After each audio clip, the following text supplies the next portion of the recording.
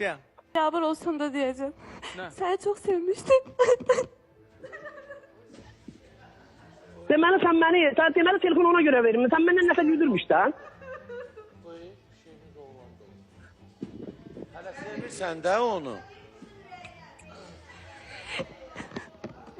Madem ki beni sevmişsen. Çox sağ ol, ay sağ ol. Sağ ol, çox sağ ol.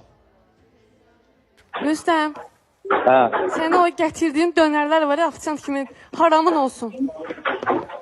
Ha nə deyirsən? Sənlə danışırsan. Məndən istədiyin nədir? Mənə onu denən. Bax orada denən hamı eşitsin. Nə istəyirsən məndən? Sevmirsen cehenneme sev. Sevgi mecbur değil. Sen Nigar neçə ildir işləyirsən kızım?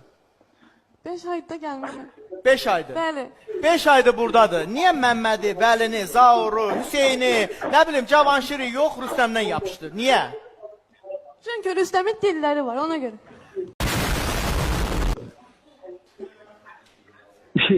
Ney var? Şirin dilleri var. Bu divizyon yadı. Allah'ına divizyon yadı, hayat üzünler şen yadı. Hayat üzünler şen yadı, bu ne divizyon yadı. Sevgilime bilmem ahli derdim, senden başkasını.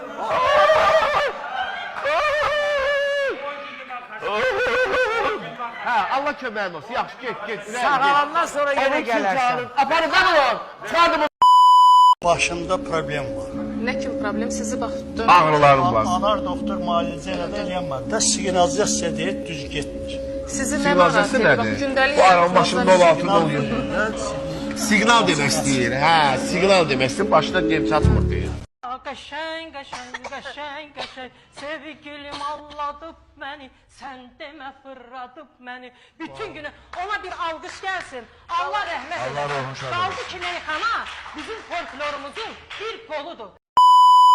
Çıkmadım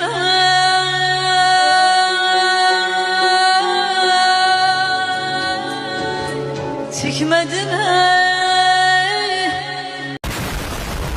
Evlendiniz.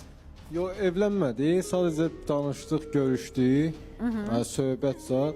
Üstündən bir ay, 2 ay keçdi.